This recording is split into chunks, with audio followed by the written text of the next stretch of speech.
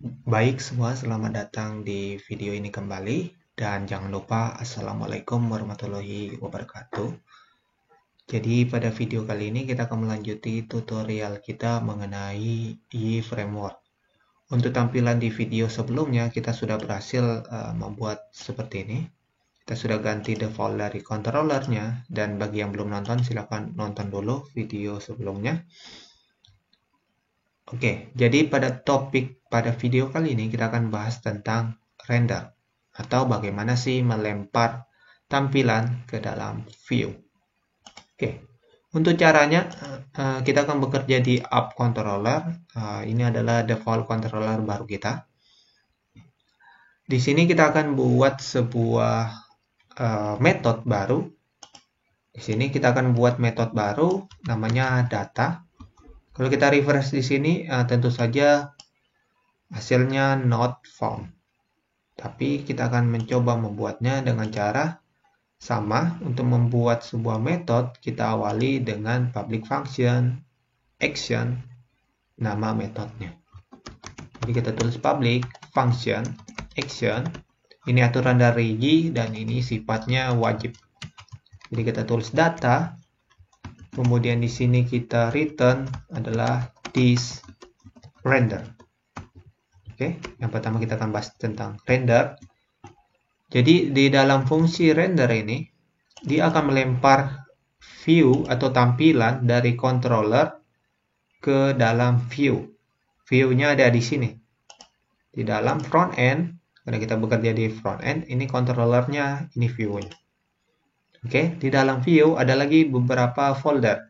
Ini kita sesuaikan dengan nama controller kita. Kalau kita sedang bekerja di app, maka kita harus masuk di folder app. Jika foldernya belum ada, maka kita mesti buat. Untuk app controller, folder app-nya sudah ada di sini.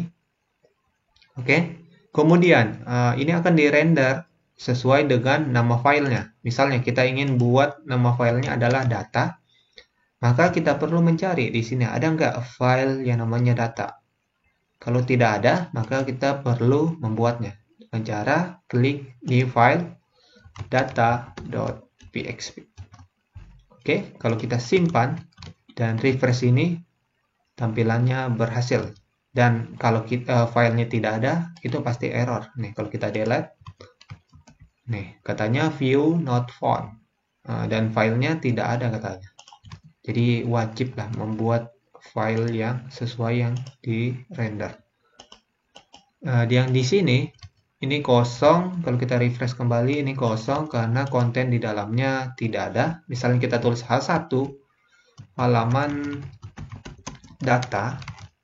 Oke, kemudian kita refresh. Ini sudah tampil. Oke, kemudian di dalam render, dia bisa menerima dua buah parameter.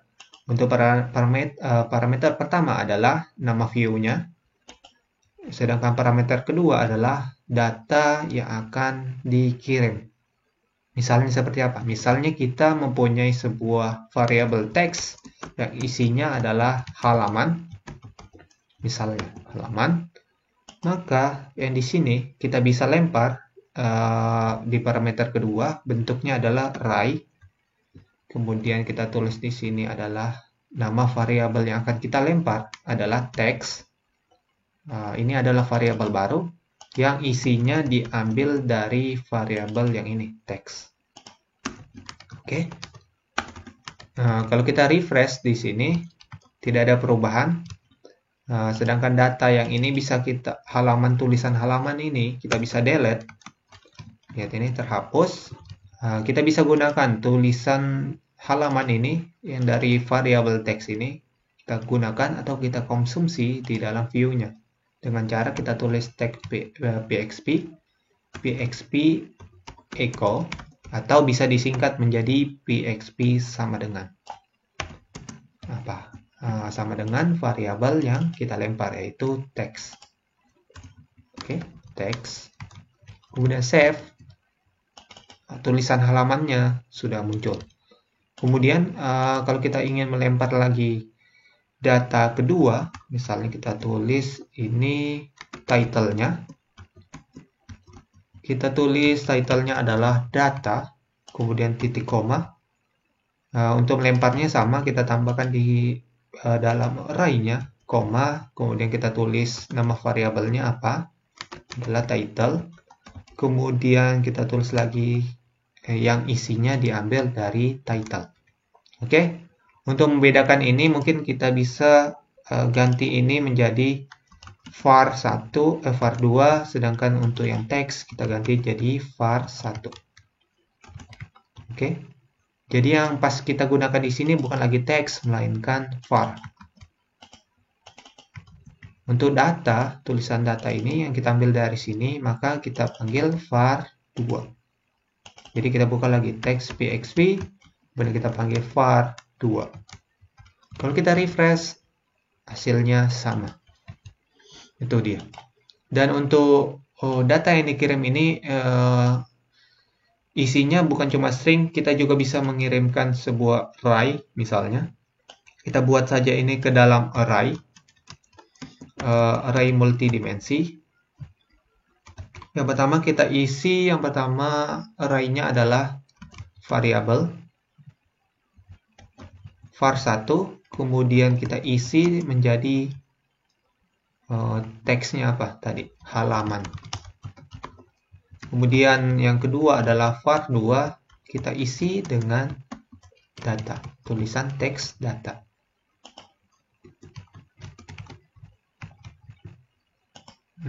Ini salah.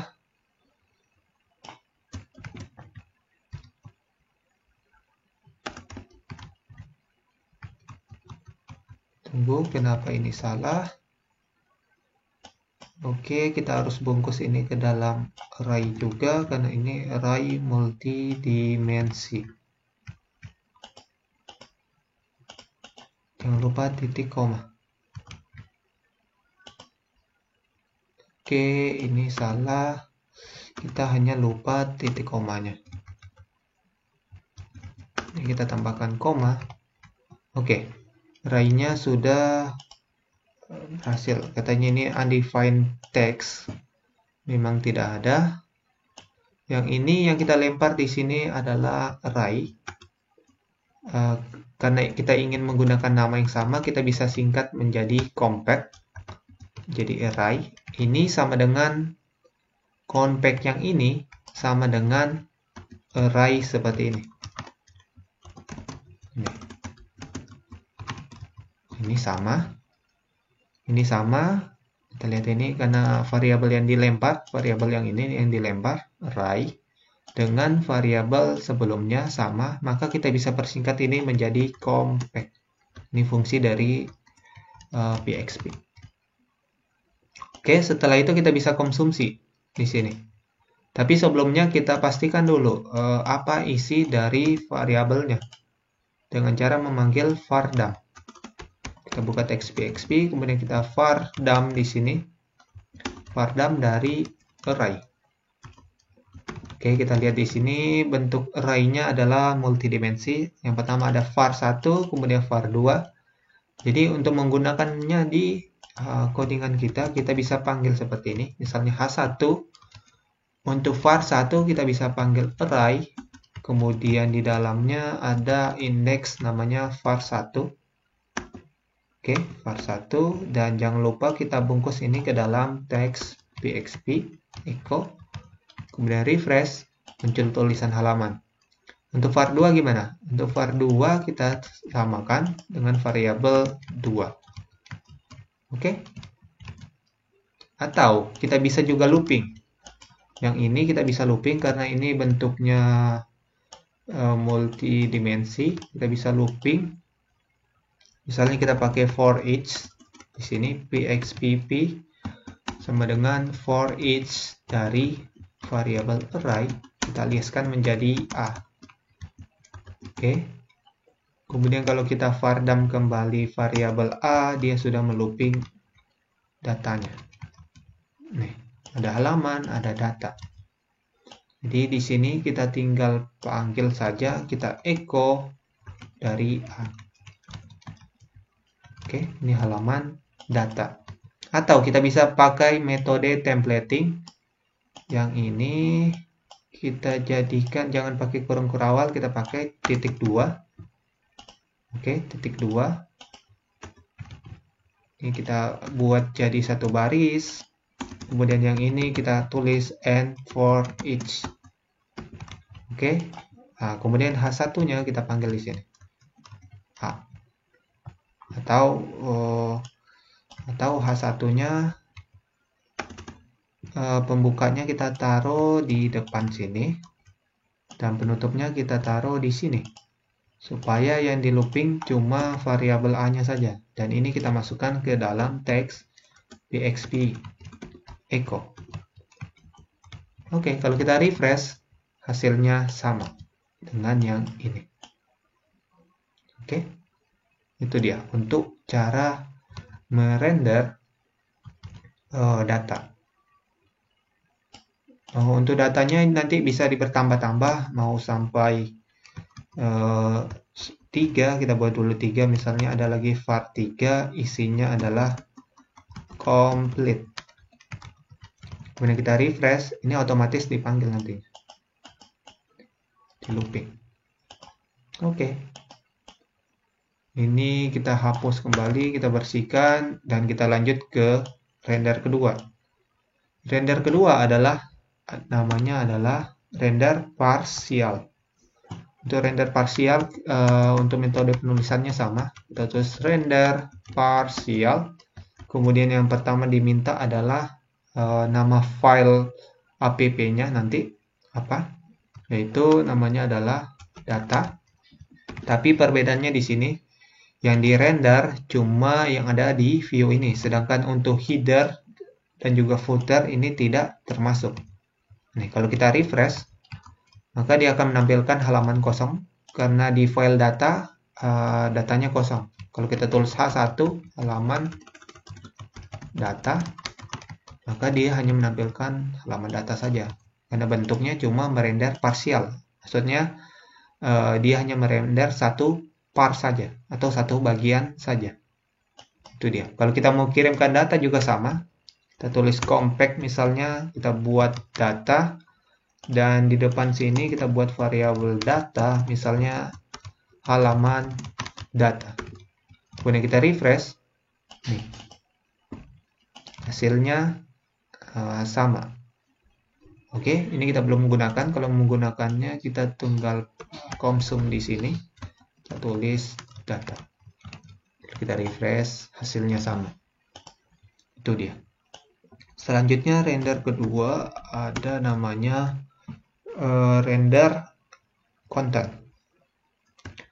Kita tinggal tulis this, jangan pakai this, tapi kita pakai return this render content. Untuk render content bentuknya sama, kita tinggal panggil datanya, kemudian kita refresh. Nih, dia akan menampilkan tulisan berdasarkan konten yang kita masukkan di sini. Misalnya kita ingin merender, sedangkan yang di halaman di sini, yang ini sudah tidak terpakai. Sudah tidak terpakai. Dia hanya menampilkan data yang di sini, data yang ada dalam konten di sini, dengan yang di layarnya. Layar itu kan isinya ada header sama footer. Itu dia kalau render konten. Misalnya juga kita mau render H1 saja. Jadi kita tinggal buat di sini H1. Kemudian di sini kita tulis halaman data. Maka kita refresh, dia hanya menampilkan data yang sesuai di sini. Sedangkan data yang di sekitar sini, misal kita buat lorem 40, ini sudah tidak dianggap lagi. Itu dia kalau render konten. Kemudian ada lagi yang terakhir adalah render file. Kita tulis render file, coba this render file. Bentuknya adalah file. Kalau kita cek di dokumentasi render file Y2, ini kita lihat render file.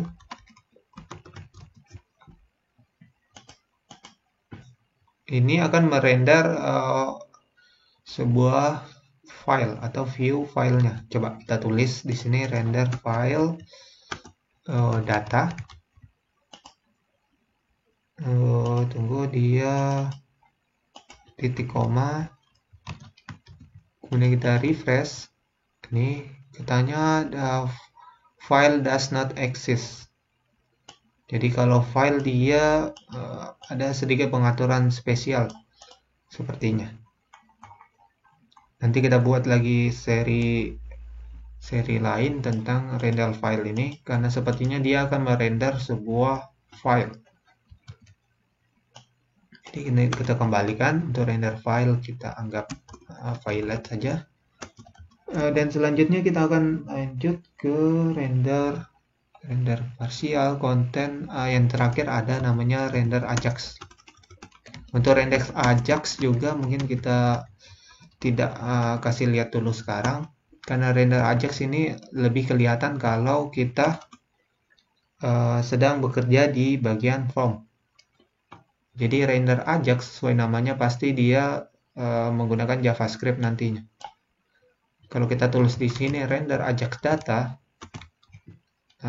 hasilnya pasti tidak jauh beda dengan render parsial. Bukan render content. Render parsial ya. Dia hampir mirip dengan render parsial seperti ini. Dan juga untuk render yang ini, kita bukan cuma bisa pakai di actionnya, bukan cuma di controller, melainkan kita juga bisa pakai di sini. Misalnya kita mau ambil view dari about, maka kita tinggal panggil di sini text.php this render, rendernya huruf kecil, misalnya adalah about. Oke, kemudian titik koma. Oke, refresh. Oke, ini sama dengan, nih lihat, dia mengambil tampilan dari about-nya, tapi tidak include dengan layout-nya. Kalau kita ambil lagi tampilan dari kontak, kita tinggal panggil di sini di render kontak. Oke, kalau kontak dia membutuhkan model. Kalau kita lihat di app controllernya,